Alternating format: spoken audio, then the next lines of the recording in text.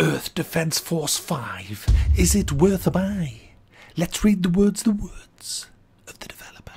Earth Defence Force 5 is the latest chapter in the Earth Defence Force series. Players take on the role of an elite member of a multinational military force charged with defending the Earth from an alien invasion. The third-person shooter finds players battling overwhelming hordes of gigantic insects, monsters and other alien invaders. Yes guys, another Earth Defence Force game has arrived, number 5. This is a PlayStation 4 exclusive at the moment, but I'm hoping upon hope that it does come onto the PC at some point, even though they said last year that it won't. But hey, you know, you never know, you never know. This is pretty much like the last one, 4.1. You have 4 different classes. You have a ranger class, which is like an infantry soldier, a wing diver, which is a mobile air unit, a fencer, which is a heavy weapons unit who has like really thick armor, and an air raider, which is a support class with the ability to drive vehicles. The game is single player. It's also split screen co-op, and it's also online co-op for 4 players. So there's plenty for the plentiful person. Now, gameplay requires just a very small amount of brain cells. You literally blast the shit out of everything that you see. And basically this time you have different types of monsters than you did in the last game that was released. You have these huge, giant, walking, kind of humanoid frog people. They're just kind of weird. Now, they are really tough bastards, and they are so well done as well. They are quite decent AI. They hide behind buildings as well, and the way these guys take the damage is you can blow their arms off, their legs off, but they will regenerate. You'll actually see them start to regenerate, so you have to kill them while you get the chance, because they pack a formidable punch and they can take you down quite easily. Now, I know what you're thinking. You're just thinking, Mac, what are you talking about? The game looks shite. Look at them graphics. Is this 1995? No, it's f***ing not. Yes, I am going to say that the graphics on this game look like they are from 1995 covered in dog's vomit. They are awful. The textures are just flat and shitty and awful. It is awful to look at. I mean, it's not a nice, pretty game to look at. Yeah, totally. But there's a reason, and it's not because it's being played on a console. It's not because of that. It's because of the sheer amount of shite going on your screen at a time. If you had good graphics on this game wouldn't even run. With the amount of enemies, some of the missions that you have, the amount of ants that are coming at you is just insane. And hey, I would much rather have shitey graphics and really fun gameplay than amazing graphics. Oh, look at those beautiful textures. Oh, here comes an ant. Yeah, it's just not the same. It's just not the same. So there, you can stick your textures up your ass. I just want good f***ing gameplay, right? And this game does have good gameplay as well. So, as I was saying, you fight these big humanoids that are really difficult to take down. And when you get a group of them, it's pretty damn, you know. So, but it's fun. It's fun. And the great thing about this is if you screw up a mission, yeah, you can replay the mission. Or you can just say, look, forget it. I made a mistake. I'm going to play this mission with a different class. I'm going to approach this from a completely different angle. Maybe up in the sky and fire my guided missiles at them from above. And you can just change out like that, and there are over 1,000 different weapons. 1,000 different weapons. There are shit tons of weapons, and what you do to get weapons is during the mission, as you kill enemies, they drop crates. Now the crates can either have armor in, they can have health in, or they have a weapon in. The green crates are weapon crates.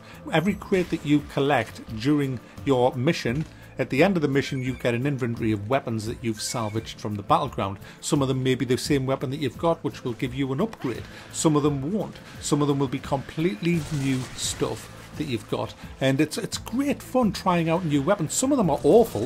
In fact, the vast majority so far that I've played are just absolute trash. And I find myself using the same kind of loadout time and time again for different kind of monsters, which is nice, but eventually you will have to upgrade that, because as you get further into the game and you unlock more powerful weapons, you've just got to bite the bullet and say, look, I don't like the way this weapon fires. It fires completely different to the last one, but the damage it does, and you have to relearn how to use new weaponry. So It is really deep in that sense, if you want to call it deep for a game like this.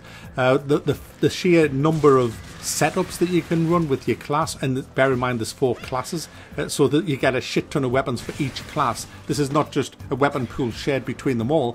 For example, a ranger can't use the same weapons as a wing diver. A wing diver can't use the same weapons as a lancer. So a fencer rather. So it is pretty kind of good the way that they've actually laid this all out with all the weapons. And when you do get the right kind of combination of weaponry, it is just devastating, absolutely devastating. My favourite trick is to dive in among them all and use my close weapon to try and hold them back as they all just come charging in for me, and then just to jetpack out and then switch to my heavy AoE and then just fire it down on a full charge and just watch them all just burn. It's great fun. But also I like being on the ground, I like being in the vehicles as well. I like kind of all of them.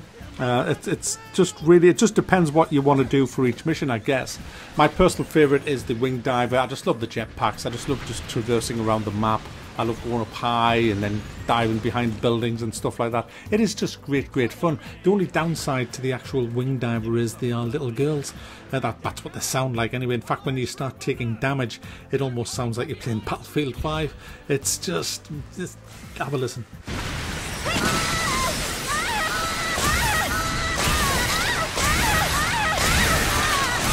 There's over 100 missions, guys, as well in this.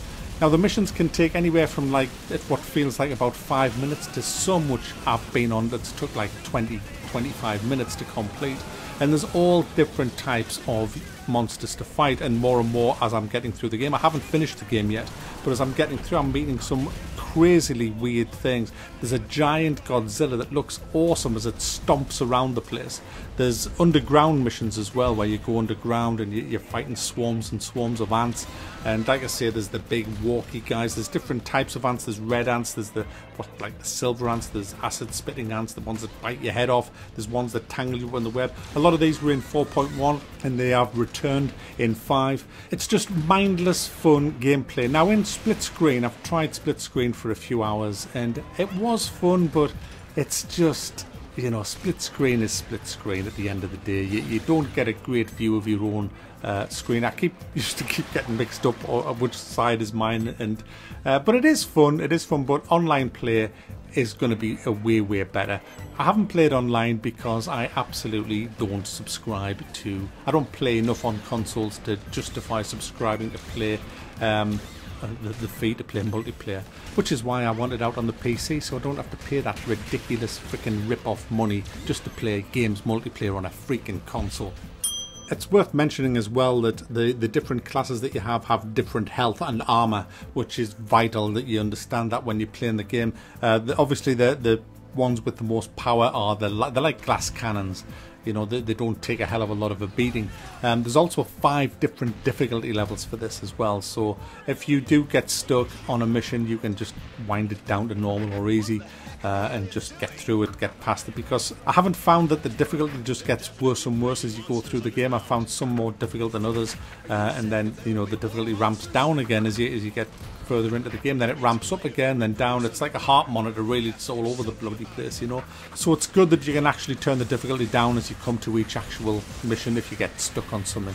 I think one of the main things that I like about this game is the fact that you have to take the right tools for the right job with you.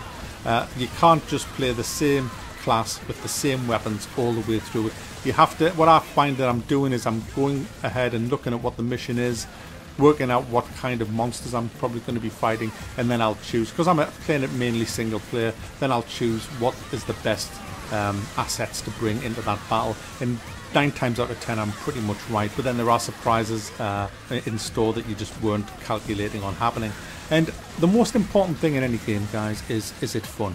And yes, this one is fun. In fact, it's great fun. It's crazy to think that a game like this could be so much fun. And it just gets you hooked. Once you start playing, you don't want to put it down. I mean, for example, playing as the Ranger, which isn't my main class, I just felt completely like I was in Starship Troopers. When you get your assault rifle just pumping out and the Ants just charging at you and you're just ripping their legs off, their arse off, their face off, and then moving to the other and moving to the other, and you're backing off all the time or moving forward, and there's just more and more of them coming, and there's limbs flying everywhere. It is straight out of Starship Troopers, and guys, it is fucking great fun. Really is. I can pretty much do that forever. I think it's just so much damn fun to do, and it's such a simple game. It makes you wonder why there's not more games like this. You know, it's one of them games where you don't have to think, you don't have to have a degree in astrophysics. You can just pick the game up and just say, right, I'm gonna kick some fucking ass, and you just literally can go and do that, and it just does exactly what it says on the tin.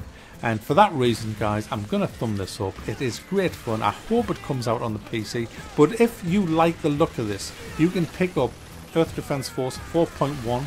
I don't know if it's on Green Man Gaming or not. I haven't checked, but it might be. I know it's on Steam. And you can get that, and it'll give you the same kind of satisfaction. And that is on the PC. So there you go, guys. Earth Defense Force 5, yep, it's definitely worth a buy.